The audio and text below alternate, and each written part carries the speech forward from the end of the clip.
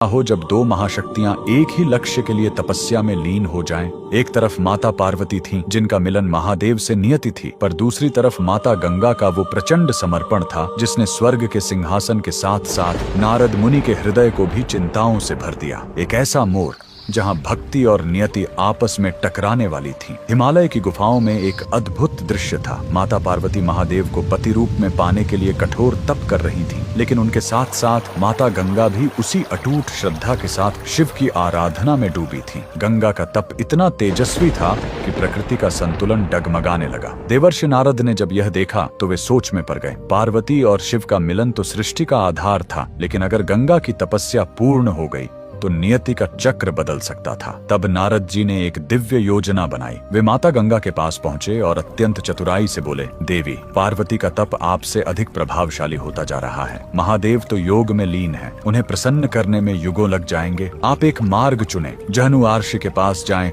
और उन्हें 108 घड़े जल अर्पित करें। यदि वे प्रसन्न हुए तो शिव स्वयं आपको मिल जाएंगे। निर्मल हृदय वाली गंगा नारद की योजना को समझ न सकी और भक्ति के आवेग में जहनु ऋषि के पास पहुंच गईं। ऋषि उस समय गहरी समाधि में थे। गंगा का वेग और वो 108 घरों का जल ऋषि की तपस्या में बाधा बन गया। क्रोधित होकर ऋषि जहनु ने वो सब कुछ कर दिया जो नियति चाहती थी। उन्होंने गंगा के उस प्रचंड प्रवाह को पी लिया और उन्हें श्राप दे दिया। गंगा की तपस्या भंग हो गई, लेकिन उनका निस्वार्थ प्रेम महादेव तक पहुंच चुका था। तभी वहां महादेव स्वयं प्रकट हुए। गंगा की आंखों में अश्रु थे और हृदय में केवल एक ही इच्छा, गंगा की अटूट भक्ति देख महादेव ने उन्हें कहा, इस सृष्टि की नियति में पार्वती ही मेरी अर्धांगिनी है, लेकिन आपके इस निस्वार्थ समर्पण को खाली नहीं जाने दिया जाएगा। आप मेरी पत्नी बनकर मेरे हृदय में नहीं, बल्कि मेरी शक्ति बनकर मेरे मस्तक पर निवास करोगी। आज से मैं गंगाधर कहलाऊंगा और मेरा नाम हमेशा आपके नाम के बाद ही पूर्ण होगा।